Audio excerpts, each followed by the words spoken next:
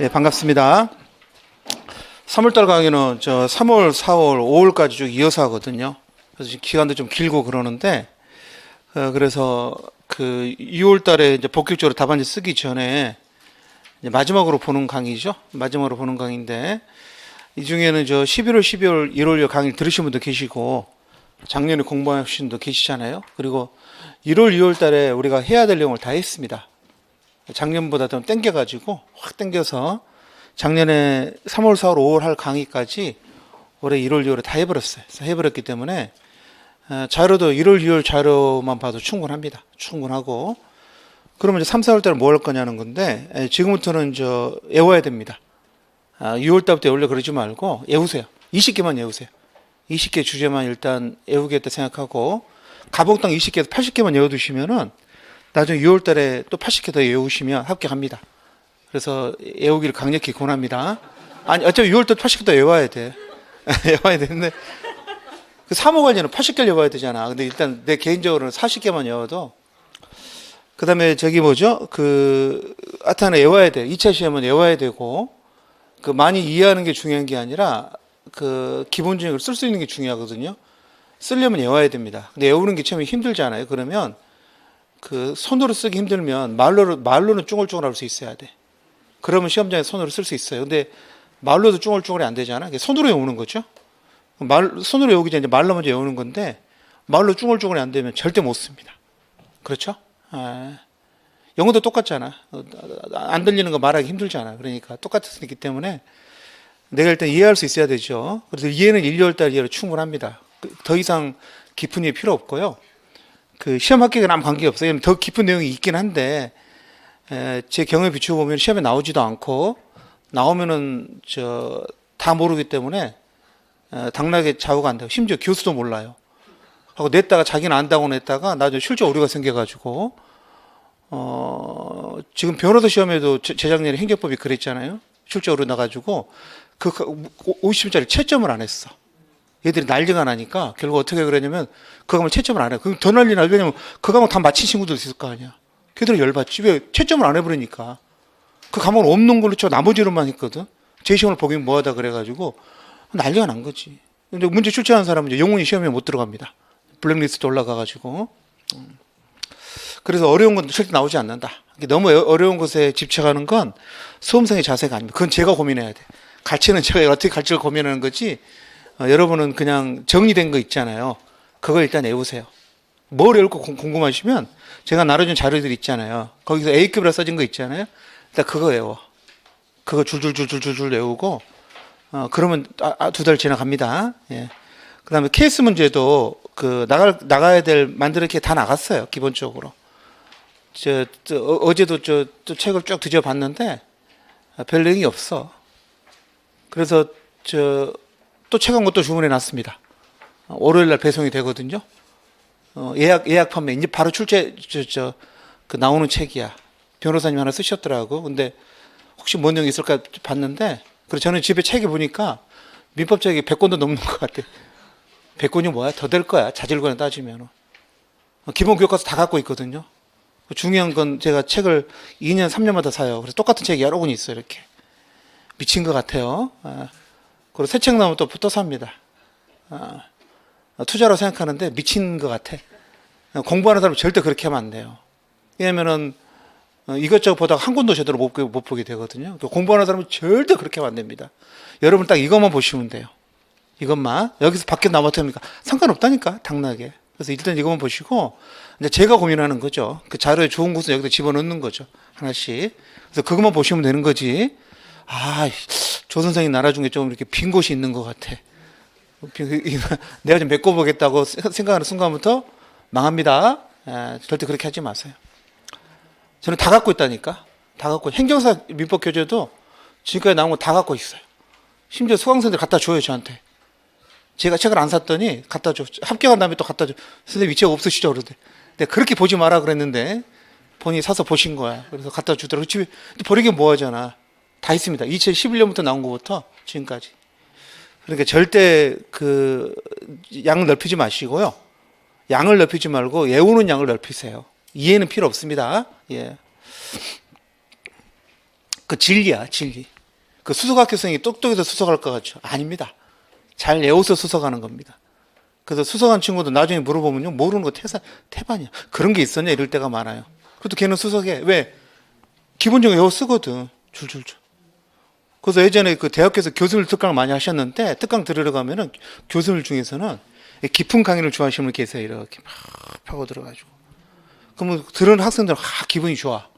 야, 뭐 하나 얻어가는구나. 이렇게 기분이 좋은데, 이렇게 깊은 것보다는 이렇게 가르치는 사람이 있어. 이렇게.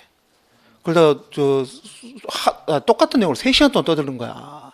지금도 기억나. 동국대학교. 그 강의실도 기억이 나. 와, 짜증이 나더라고. 그러다 1시간 지나니까 친구가 가겠대. 나 그러면 못 듣겠다. 가겠다 그러더라고. 걔 갔어. 2시간 되니까 나도 가고 싶잖아. 근데 같이 혼자 하려는 게 괴롭더라고. 그래서 옆에 친구한테 같이 가자. 걔가 안 간대. 자꾸 가겠대. 그래서 걔 듣고 왔잖아. 그래서 갔다 막 욕을 바가지를 했다고 지하철 타고 오면서 그런 강의를 하냐고 말해. 명상이 너무 못 미친다. 그랬더니 그의 그 주제가 50점짜리 논술로 나왔어. 바로 한 달 뒤에. 와, 미쳐버리겠죠? 이거 피가 솟는 거잖아. 피가 솟는 거잖아.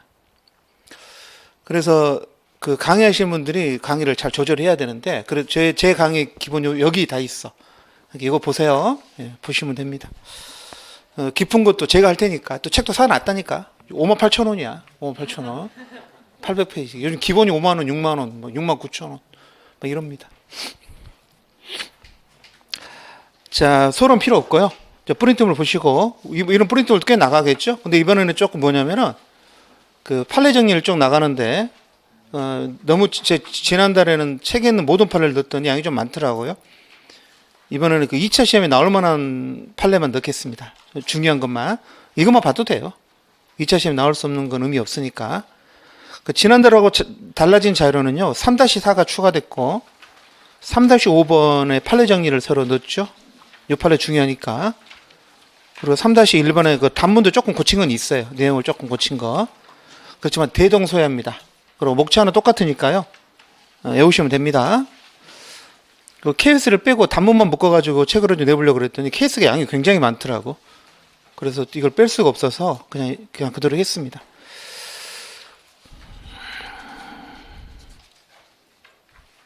됐죠? 6-4 유언부담까지. 자, 프린트물 펴놓으시고요. 처음 오신 분도 계시고, 그래도 강의니까 기본서로 같이 보겠습니다. 근데 항상 프린트물을 같이 놓고 보세요.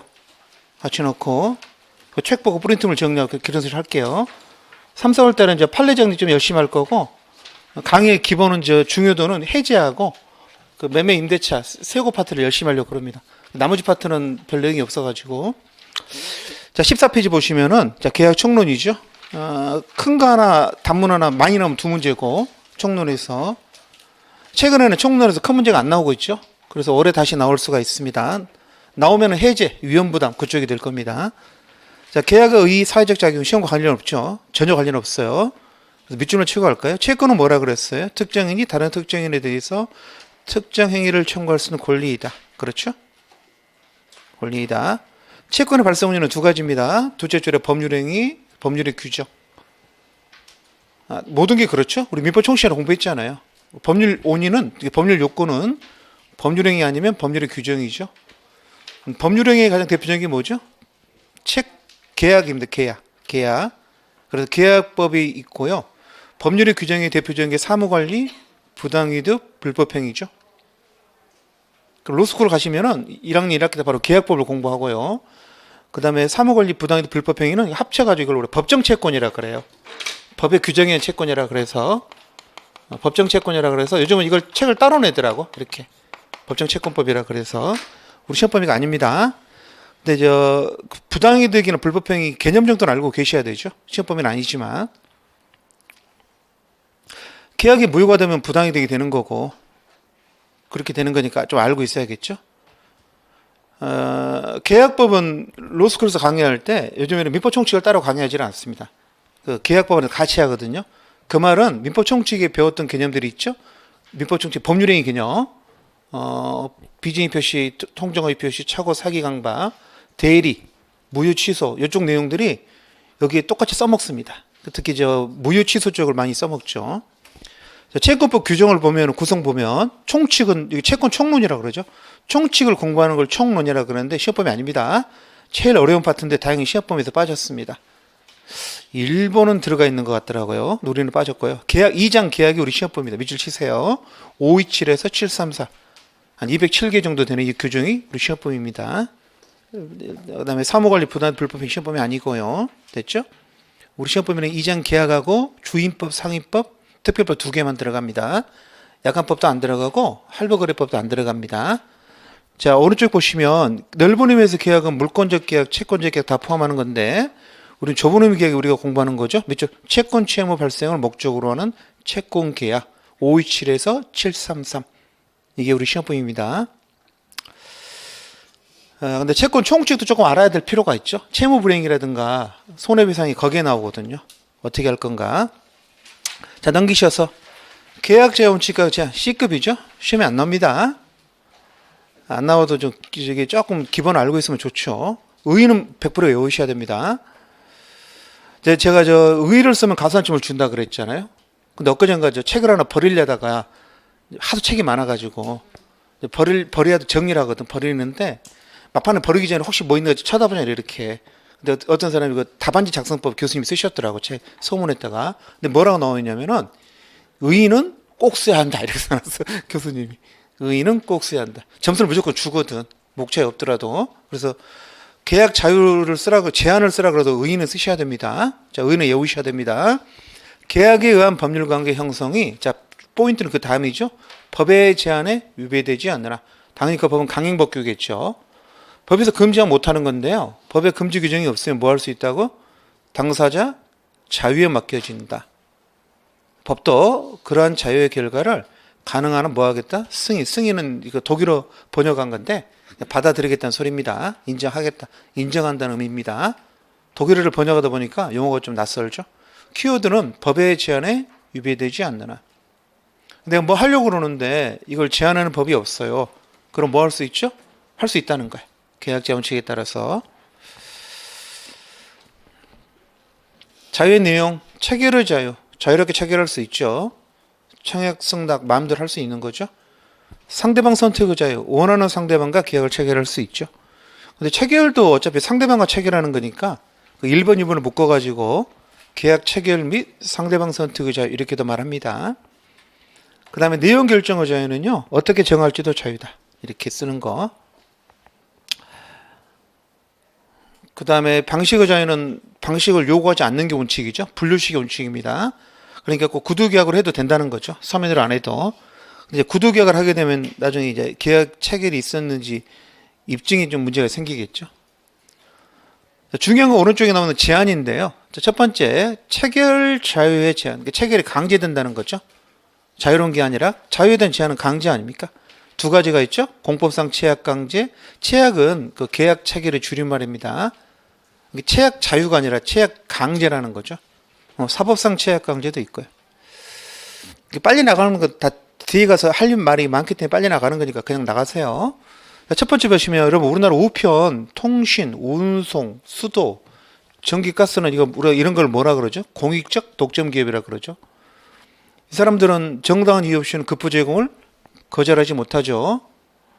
돈이 안 되니까 거기는 전기를 전선을 놓을 수 없다. 그러면 안 됩니다. 일정한 사람이 살고 있으면 전기는 가야 돼요. 근데 좀 웃기지 않아요? 한전 민영화되지 않았나? 한전 민영화돼 있는데 정부가 간섭합니다. 사장부터 시작해가지고 요금도 못 올리게 하지 않습니까? 한전에 여러분 제일 대주주는 외국인이에요. 40% 이상 외국인 지분인데도 우리 국민연금도 좀 갖고 그래서 간섭합니다. 맘대로. 왜 그러냐면은 이건 필수적 제하지 않습니까? 그러니까 함부로 이걸 인정하면 안 되죠. KT는 더 심하잖아요. KT는 민영화된 지가 한참 됐는데도 아직도 그걸 다 간섭할 주인이 없어. 주식이 다 쪼개져 있어가지고. 근데 국민연금이 가장 큰 주주다 보니까 가입을 하죠. 정부가. 공익적 독점 기업입니다. 요금 못 올리게 하지 않습니까? 그렇게 요금도 못 올리게 하고 그 대신에 급부제공도 정당 입증을 못 합니다. 그 다음에 공정위는 이제 변호사들 하는 거고, 집행관은 법원에 있는 그 집행관, 경매 담당하시는 분들이죠. 법무사, 의사, 치과의사, 한의사, 조산원, 약사 이런 것들은 우리가 공공적, 공익적 책무라 그러죠. 얘도 뭐합니까? 집행을 거절할 수 없어요. 의사가 힘들다고 환자 치료를 거부하면 안 되죠.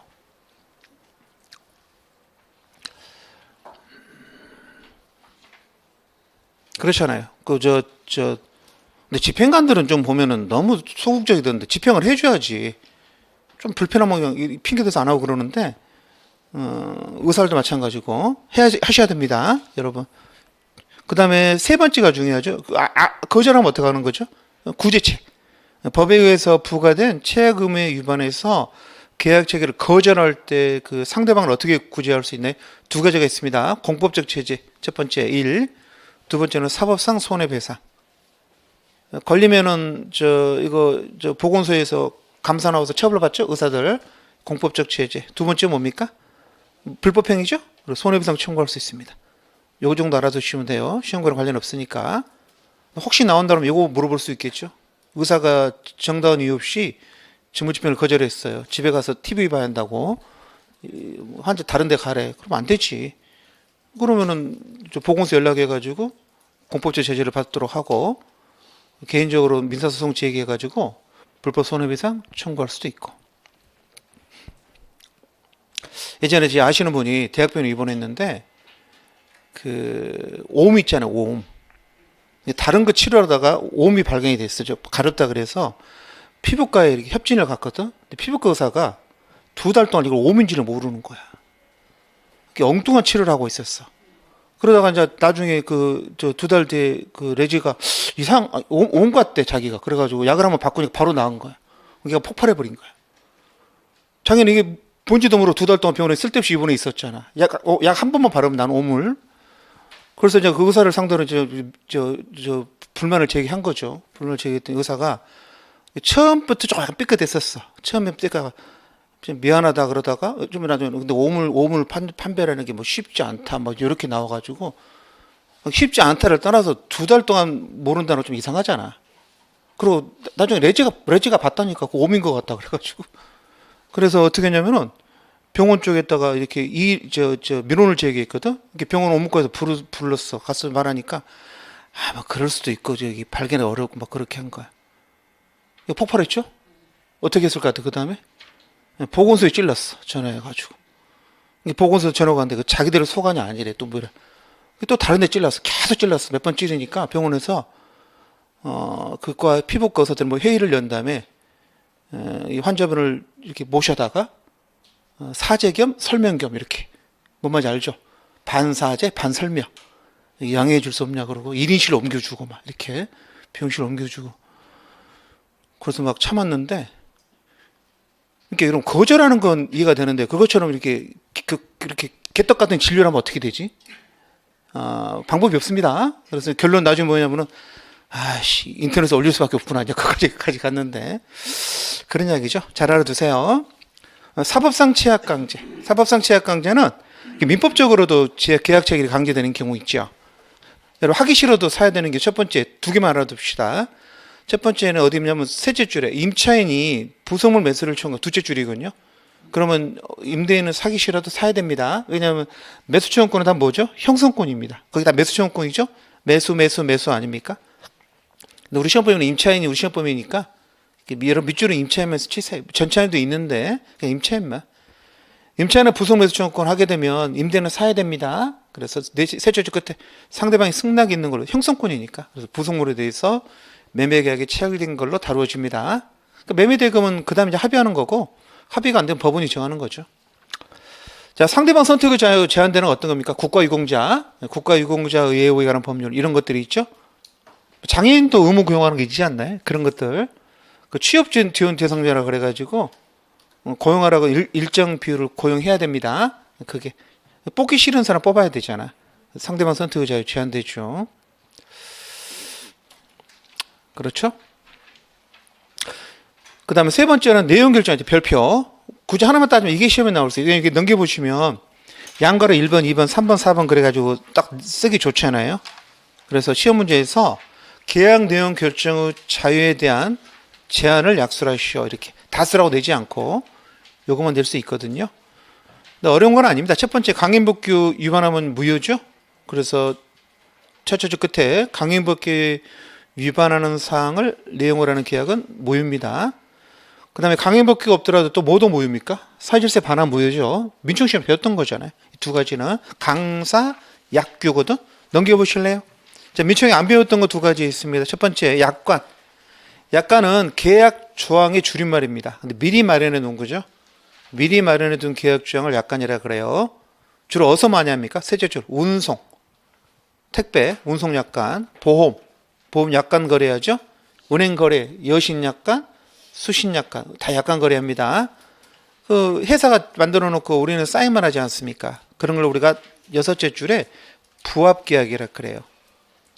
자유롭게 내용을 정하는 게 아니라 약관에 부합할지 말지만 결제하는 거죠. 읽어보지도 않고 사인하잖아요. 그러면 그 고객한테 굉장히 불리하겠죠? 그래서 마지막 줄, 폐단을 규제하기 위해서 뭘 만들었다? 약관 규제법을 만들었다. 약관 규제법이 시험 범위가 아닙니다. 그래서 시험에 안 내시더라고. 지금까지 보니까. 다른 시험에서는 당연히 민법 내용으로 시험에 내거든요. 근데 우리 시험에서는 한 번도 낸 적 없습니다. 우리 시험 범위에 빠져서 그런 것 같아요. 자, 규제된 계약은 이게 독일어 전문 용어인데요. 요건 하나 외워두셔야 됩니다. 규제된 게 뭐냐면 법률로 규제하고 있다는 거죠. 계약의 내용을 첫째 줄, 일정한 계약에 대해서 계약 내용으로 삼을 일정한 기준을 미리 법률로 정해 두는 경우. 약관은 일방 당사자가 미리 정한 거잖아요. 얘는 법률로 정한 경우입니다. 그걸 우리 독일말로 규제된 계약이라 그래. 전문 용어입니다. 그대로 쓰셔야 돼요. 언제 주로 최고 가격 정하는 게요. 둘째 줄. 공정 가격 정하면은 내용 결정의 자유는 제한되는 거죠. 그런 것들. 우리나라도 있습니다. 넷째 줄 끝에 보시면 물가 안정에 관한 법률이 있죠. 거기 뭐라고 되어 있냐면은 정부는 국민 생활과 국민 경제 안정을 위해서 필요하다고 인정할 때에는 특히 중요한 부분, 가격, 중요한 물품 가격 1, 그다음 부동산 임대료 2, 그다음에 용역의 대가, 용역은 서비스죠. 대가의 최고 가격을 뭐 할 수 있다? 지정할 수 있다. 이런 거. 중요한 물품 가격은 이제 마스크 창한가 최고 우리 마스크 가격 지정해서 팔았죠. 부동산 임대료 요즘에 좀 제한하자 그러죠. 제가 보기에는 용역대가 이게 문제인 것 같은데 너무 터무니없이 돈을 달라 할 때가 많아가지고. 자, 계약 방식의 자유화된 제한은요, 원칙은 분류식이잖아요. 근데 꼭 방식을 요구하는 경우가 있어요. 방식은 크게 두 가지거든. 하나는 서면, 하나는 신고, 이런 게 방식인데 보통 서면이 가장 많죠.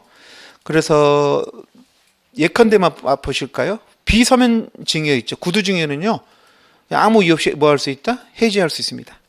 구속력이 약화되는 거죠. 그다음 혼인이나 입양 같은 경우 당연히 뭐 하셔야 됩니까? 서면도 하고 신고도 하셔야 혼인이 되는 겁니다. 입양도 되는 거고. 결혼식 한다고 혼인이 되는 거 아닙니다.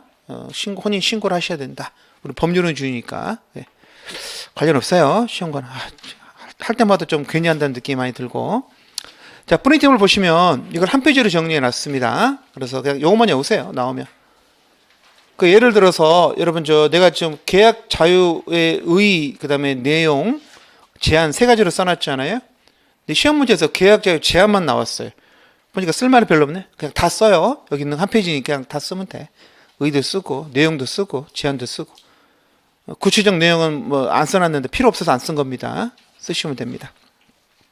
자, 2페이지, 3페이지는 약관에 대해서 정리해 놨는데요. 약관을 전에는 A급이라 그랬다가 다 B급으로 낮췄죠.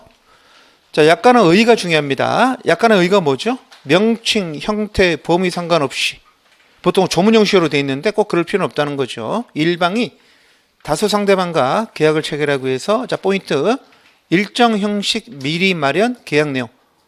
일정 형식 미리 마련 계약 그게 포인트입니다. 약관은 미리 마련돼야 되고요. 약관은 법이 아닙니다. 계약의 내용이니까 일종의 특약입니다. 특약. 계약 내용을 미리 적어갖고 오는 거죠. 사인만 하라는 거죠. 예. 그렇죠? 일정 형식, 미리 마련, 계약 내용 이렇게 하는 거. 그걸 약관의 의의라 그래요. 자, 약관 규제의 필요성은 폐해가 많기 때문에 그런다 그랬죠? 필요 없고 밑에 조문박스 2조문 좀 외워볼까요? 자, 약관의 의의는 거기 나와 있는 걸 위에 내용 그대로입니다. 명칭, 형태, 범위 상관없이 옛날에 일반 그랬는데 한쪽으로 바뀐 거고요. 다수를 여러 명으로 바뀐 거죠. 한쪽 당사자가 여러 명 상대방과 계약을 체결하기 위해서 자 일정 형식 미리 마련 계약 내용 그걸 약관이라 그럽니다. 회사라 그러지 않고 사업자라 그럽니다. 사업자는 약관을 계약 내용으로 제안하는 자, 회사 아니에요. 그다음 고객은 누구죠? 제안 받은 자. 예전에 답안지 회사, 소비자 그러면 안 됩니다. 약관법에서는 사업자, 고객 그래. 용어를 틀리게 쓰면 안 돼요. 법에서 용어를 딱 정해줬잖아요. 그대로 쓰셔야 됩니다. 자, 넘기세요. 시험에는 세 문제가 나올 수 있거든요. 약관은 언제 계약 내용이 되느냐? 그렇죠? 그걸 편입이라 그래요. 자, 시험 문제 세 문제입니다. 약관의 편입 요건. 약관은 언제 계약 내용이 되냐는 거죠. 그럼 편입이 됐거든? 내용이 좀 불분명해요. 그럼 어떻게 해석할 거냐? 해석 원칙. 세 번째는 그 약관이 좀 불공정한 것 같아. 그럼 어떻게 할 거냐? 불공정성 통제. 세 가지라 그럽니다. 우리 판례는 그 판례에서 이걸 편입 통제, 해석 통제, 불공정성 통제 그래가지고 3단계로 통제한다 이런 표현을 쓴 적이 있어요. 당연히 시험번호는 어떻게 될까요? 이게 A뿔, 죄송합니다. B로 낮췄다 그랬죠? B뿔, B0, B 마이너, B0 이 수준으로 나올 것 같습니다. 한 문제만 공부하면 편입 요건만 공부하시면 됩니다. 약관이 계약 내용으로 어떻게 들어오냐. 그럼 약관이 계약 내용이 되려면 승낙이 있어야겠죠. 약관을 제시하는 일종의 청약이니까. 첫 번째, 우리는 약관을 왜 지키나요? 뭐라고 되어 있습니까? 법이기 때문이 아니라 계약 내용에 포함식으로 뭐였기 때문에 합의했기 때문이다. 이런 합의가 청약과 승낙의 일치가 합의 아닙니까? 그러면 합의의 결과는 뭐죠? 계약의 성립이죠. 그래서 그 계약설이라 그래. 계약설이 통설 판례입니다. 법 규범설이 아니라 계약설. 약관은 법이기 때문에 지킨 게 아니라 여러분이 지키기로 합의했기 때문에 지킨다는 거죠. 자, 그래서 이제 언제 그 계약 내용이 됐는지가 중요하겠죠. 그 편입 요건이라 그럽니다. 3조, 4조 두 개 쓰는 건데요. 자, 3조에서는 1항은 작성이고 2항은 설명. 죄송합니다. 2항은 명시, 3항은 설명인데 1항은 필요 없고요. 2항, 3항만 외우시면 된다 그랬죠. 2항 보시면 사업자는 계약을 체결할 때는 고객에게 약관의 내용을 자, 중요한 이게 키워드겠죠. 계약 내용에 따라 일반적으로 예상되는 방법으로. 그게 키워드죠. 분명하게 밝히고 명시하고 고객이 요구할 때는 사본을 내주어. 교부죠. 사본 교부문이라 그럽니다. 처음부터 사본을 주는 게 아니라 요구할 때만 주면 됩니다. 그래서 알 수 있게 해줘야 한다. 그래서 2항은 명시 플러스 사본 교부문입니다. 어떻게 명시하라고요? 계약의 종류에 따라서 일반적으로 예상되는 방법으로. 그렇죠. 근데 다음 각호 어느 하나 해당하는 약관은 명시가 필요 없다. 그래서 여전, 우공, 역외군송, 전기가스, 수도, 우편, 공중전화 서비스 제공, 통신업. 휴대폰 아니에요. 공중전화. 휴대폰은 명시하죠? 휴대폰은 되게 보여주잖아. 계약서 뒤에 써 있잖아요. 근데 이제 전화할 때 명시를 안 하죠. 이런 것들. 네 가지. 예.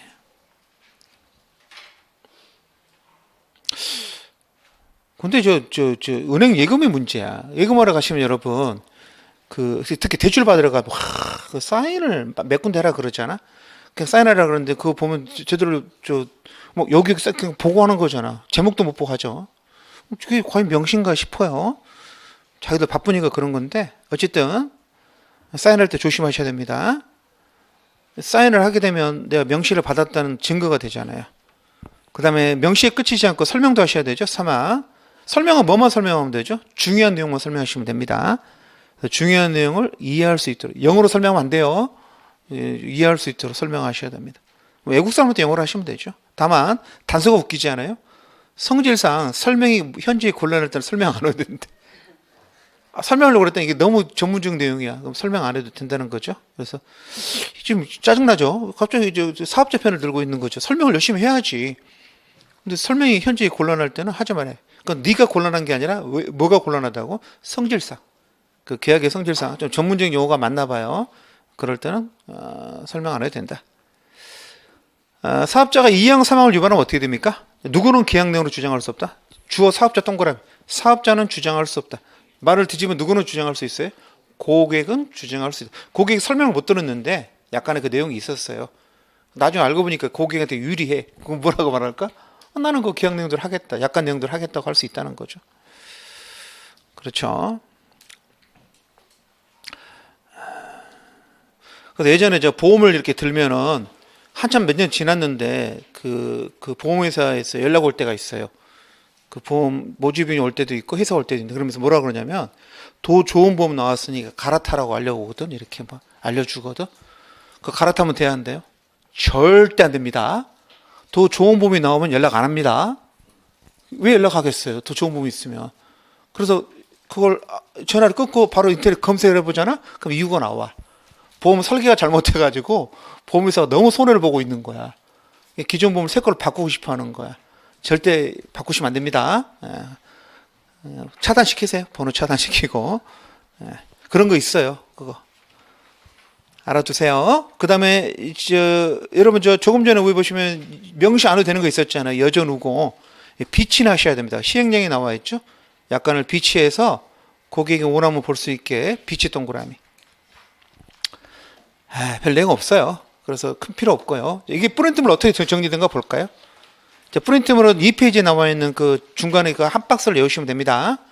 시험 문제에서 우리는 약관은 언제 계약이 편입되는가 이렇게 물어보면은 의 쓰시고, 의는 꼭 쓰라 그랬어요. 의 쓰고 편입 요건을 써야 되는데, 편입 요건 쓰기 전에 구속력의 근거도 좀 써주면 좋습니다. 그 다른 데 쓸 데가 없으니까. 그 다음에 편입 요건 보시면 조문은 2항 3항 명시 설명을 나눠놨잖아요. 근데 교수님들은 되게 보시면은 명시 설명을 같이 써서 해석합니다. 그래서 1. 명시 설명 의무. 동그라미 1번 명시 및 서본 교부 의무. 동그라미 2번 설명 의무. 됐죠? 자, 3번 별표. 3번은 뭐냐면 여전 우공이 아님에도 불구하고 우리 판례가 명시 설명 의무를 면제해 주는 경우가 있어요. 어떤 경우입니까? 첫 번째, 거래상 일반적이고 공통된 것이다. 그래서 설명 없이도 충분히 예상할 수 있었던 사항이다.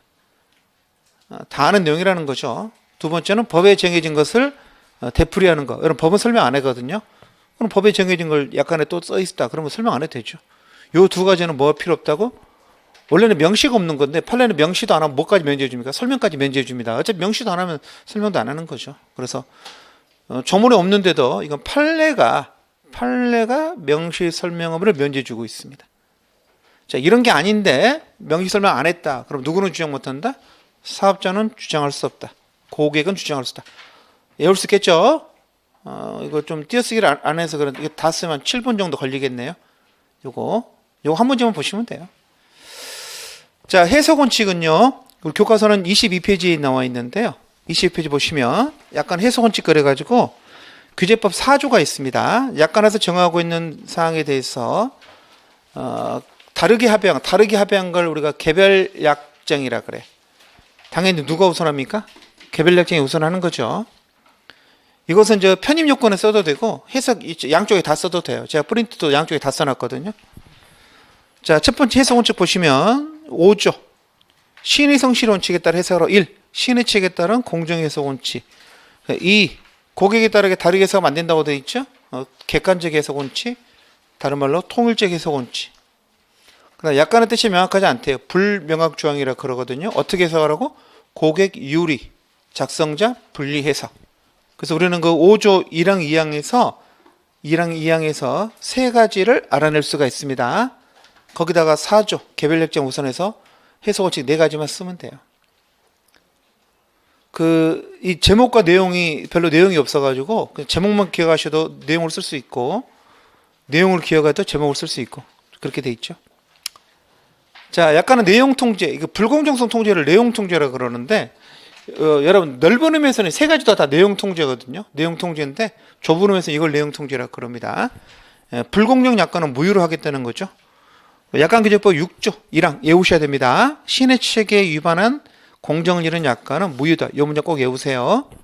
여러분 이 조문 없어도 민법 104조 불공정한 법률행위로 무효가 될 수 있어요. 근데 따로 둔 거죠. 왜? 얘건 불공정한 법률행위를 했을 때 무효가 되는 거지만 아직 법률행위를 안 했더라도 불공정 약관은 무효니까. 그래서 공정거래위원회 약관국에서 약관을 사전 심사를 하거든요. 그래서 자기들이 그 불공정하도 인정이 되면 그 약관은 화이트로 지워버립니다. 무효니까. 어떨 때 무효로 추정되죠? 2항. 야, 무효가 애매하니까 추정조항, 추정 동그라미. 세 가지 해보세요. 고객 부당 분리. 너무 불리한 것 같아. 두 번째는 예상하기 어려운 조항. 기습조항이라 그럽니다. 그런 게 있을 거라고 상상도 못했습니다. 그런 거 있죠? 예상하기 어려운 조항. 세 번째는 뭡니까? 본질적 권리를 제한하는 조항.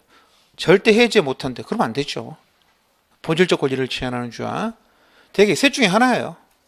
그다음 빨간 펜 6조 1항에서 시인의 취익을 위반한 경우에는 무효라고 선언하고 그 일반적 무효 조항이라 그럽니다. 그다음에 7조부터 14조까지 개별적 무효 사유를 자세하게 써놨어. 이럴 때는 무효다, 이럴 때는 무효다, 이럴 때는 무효다.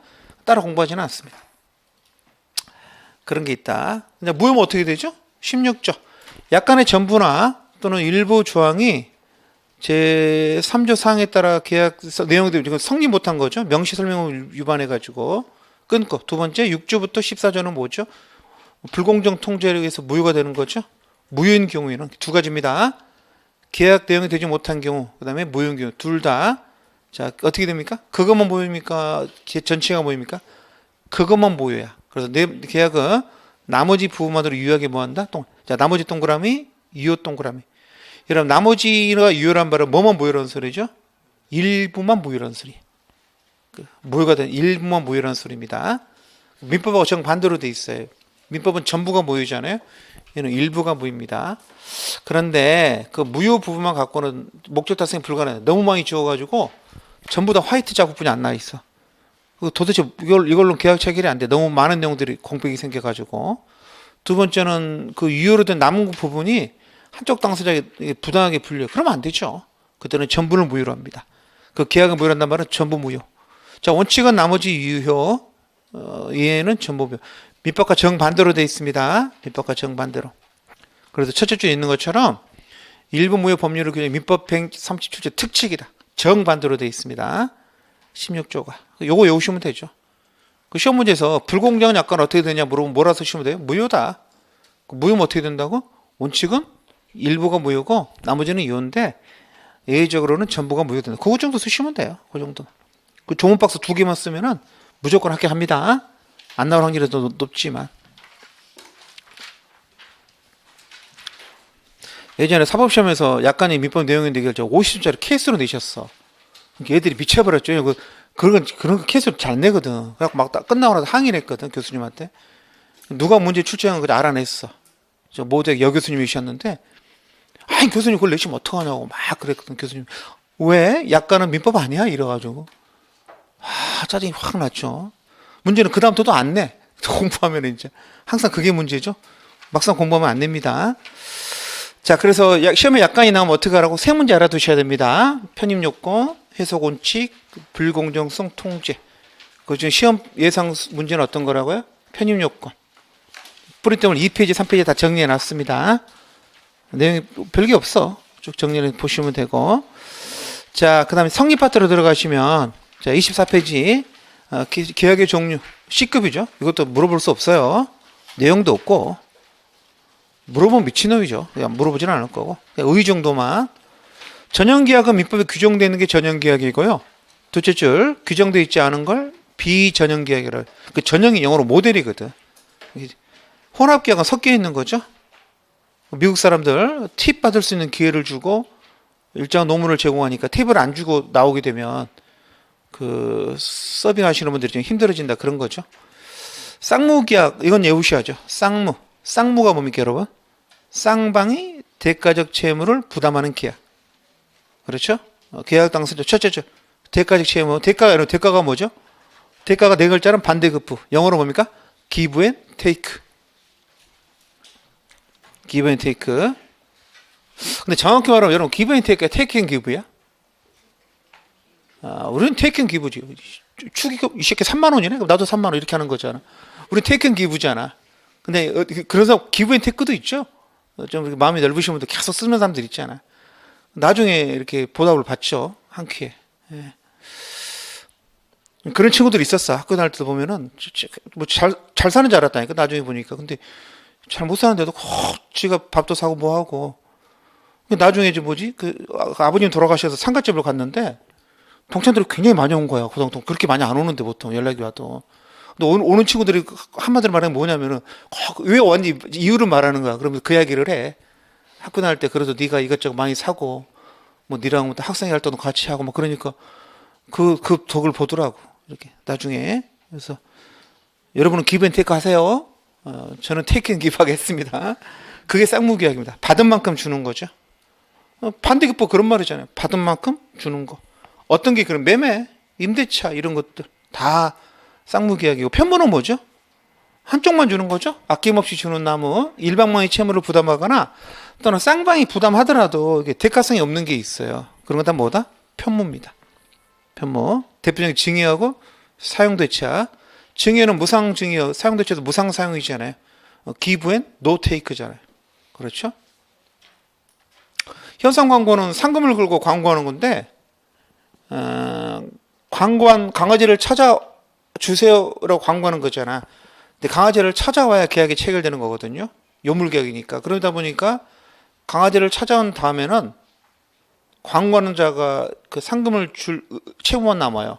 그러니까 쌍방이 부담하는 게 아닙니다. 일방만 부담은 편무계약이죠. 자, 구별 실익은 왜 구별하냐면 둘째 줄 동시양변권과 위험부담 이 두 가지 문제는요. 쌍무계약서만 문제되는 게 원칙입니다. 물론 동시양변권은 예외도 있는데 원칙은 동의양하고 위험부담은 뭐의 효과라고요? 쌍무계약의 효력입니다. 다음 시간에 그렇게 공부를 해요. 자, 오른쪽에 유상, 무상, 여러분 유상은 보상이 있다는 거거든요. 요거 똑같아요. 기브 앤 테이크야. 근데 왼쪽하고 차이가 뭐냐면 왼쪽은 채무를 부담하게 되는데 채무가 하는 대가성이 있다는 거고 오른쪽은 채무만 보는 게 아니라 계약의 전 과정에서 출연은 뭐냐면 자기 재산 가면서 타인 재산 증가거든요. 내가 뭔가 내놨다는 거잖아. 장학기금 출연은 뭘 내놨는데 그게 받는 게 있으니까 내놨다는 거야. 그래서 대가성 있는 출연이 키워드입니다. 대가적 동그라미, 출연 동그라미. 매매 같은 경우는 쌍무계약이면서 유상계약이죠. 제일 마지막 줄 보시면 현상 광고는 어떻게 된다고? 편무지만 뭐다? 유상이다. 네, 그것만 아시면 돼요. 그러니까 쌍무계약은 대가적 채무를 지는 계약이잖아요. 쌍무는 100% 유상입니다. 100%입니다. 쌍무는 100% 유상인데 편무는 조금 달라요. 편무는요 99%는 무상입니다. 편무 무상인데 1%가 문제가 되죠. 1% 현상 광고는 어떻게 됩니까? 유상입니다. 편무지만 강아지를 찾아왔으니까 돈을 주는 거지 않습니까? 현상 광고. 막 현상 광고만 없었으면 쌍무하고 유상, 편무, 무상은 똑같은 말이 될 텐데 얘 때문에 편무는 100% 무상이다 그러면 틀려요. 편무, 무상, 유상이 있으니까 시험에 안 나와요. 그냥 개념만 알아두시면 돼요. 시험에 나오면 개념 쓰고 의 쓰고 예를 두어 개 쓰고 구별시력 써야지. 구별시력은 조금 전에 쌍무편무의 구별시력은 그 동의양하고 위험부담이었잖아요. 그 유상무상의 구별시력은 뭐냐면 민법의 매매에 대해서는 규정을 자세하게 두고요. 뭐라고 되냐면 다른 유상계약의 준용한 데 이렇게 돼 있어. 매매의 담보책임 있잖아요. 근데 다른 데 보시면 저 임대차나 이런 데 담보책임이 없거든요. 무조건 갖다 베낍니다. 그래서 유상계약에는 매매에 관한 규정이 준용된다. 이게 구별시력입니다. 내용 없죠. 내고 싶어도 낼 게 없어요. 자, 약성은 승낙만 있으면 성립하는 계약이죠. 승낙만 있으면. 승낙만 있단 말은 합의만 있단 말과 똑같은 거죠. 유물계약은 승낙 플러스 물건 인도 기타 급부. 물건 인도 기타 급부의 줄임말 그 물자를 따가지고 요물이라 그래요. 오해하시면 안 되는 게 물건 인도가 있어야 되는 계약이 아닙니다. 물건 인도가 아니더라도 기타 급부. 급부는 일정한 채무자 행위를 말한다 그랬잖아. 특정한 행위. 뭔가 액션이 있어야 돼. 계약 체결 합의만 있으면 되는 게 아니라 그걸 요물계약이라 그럽니다. 예를 내오셔야 되죠. 현대개보에 현상광고 강아지 찾아오셔야 되죠. 대물변제에 다른 물건으로 대신 갚는 거거든요. 돈 빌리고 나서 돈 못 갚으니까 아파트로 갚는 건데 그럼 아파트 갚아야 되잖아.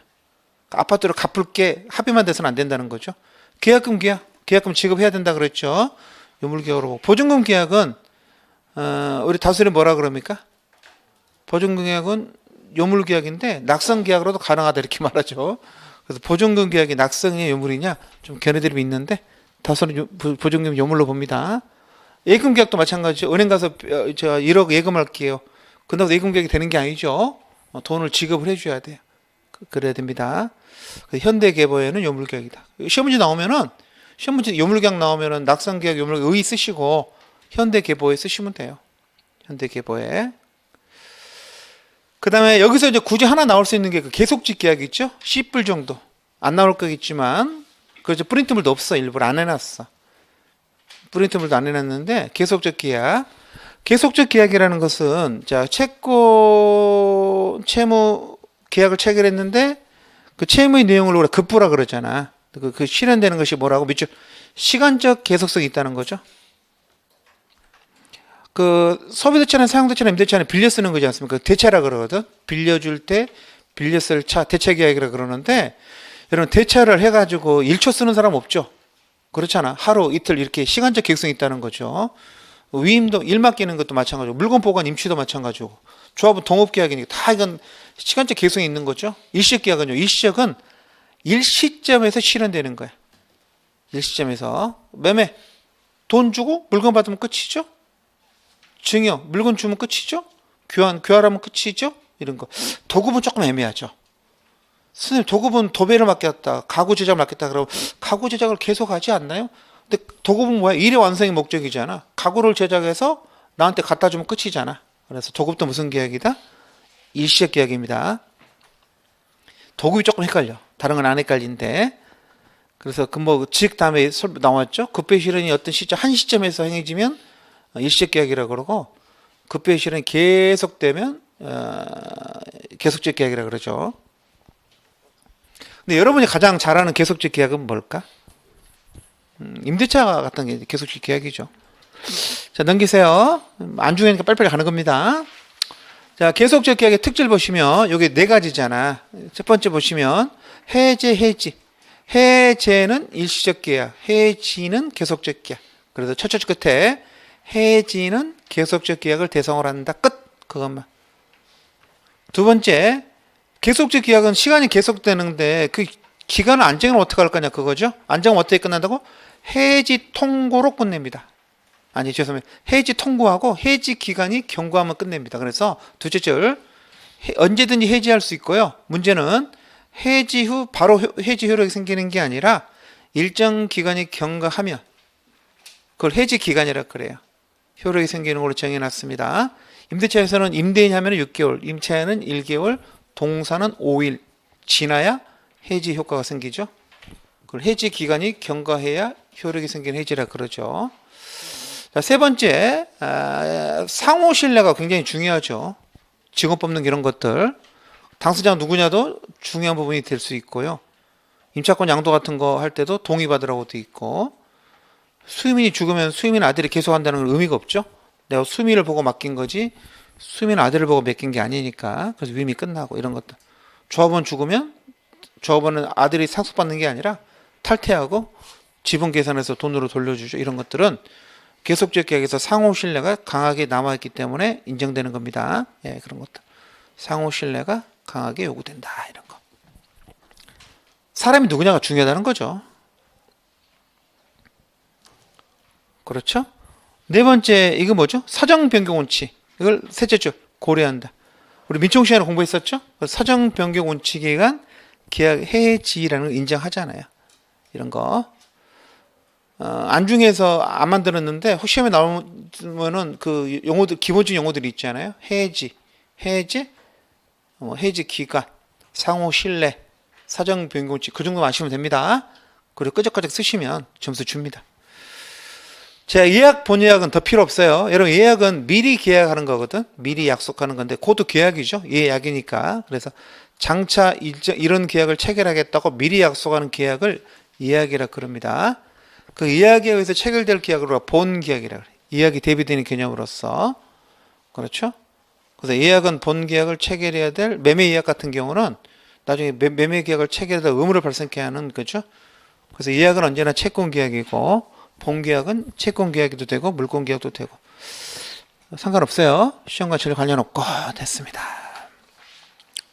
그 다음에 제5절 계약의 성립 파트를 봐야 되잖아. 그렇죠. 자, 우리 보지 말고 칠판 볼까요?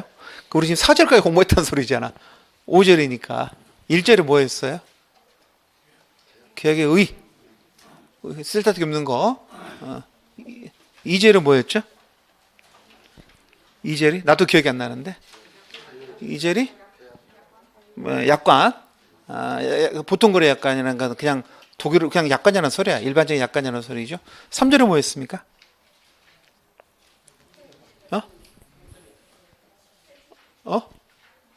기억 안 나세요? 나도 기억이 안 난다니까 지금. 3절은 뭐였지? 3절은 보통거래 약관. 죄송합니다. 이 계약자를 빼먹었네. 계약자요. 그다음 보통거래 약관. 계약의 종류죠. 관련 없어요. 시험 관련 없고. 시험에 나올 수 있는 게 27페이지에 나와 있는 계약의 성립. 여기서는 시험에 지금까지 딱 한 문제뿐이 안 나왔거든. 작년에 여기서 나온다고 찍었는데 안 나왔거든. 그럼 올해 또 찍습니다. 이건 A급 무조건 나옵니다. 계약의 성립 파트. 창의학 성락 중에서 나올 것 같아요. 그래서 이걸 좀 자세히 할게요. 여기서부터는 이제 우리가 시험에 나올 수 있는 거니까 잠시 쉬겠습니다.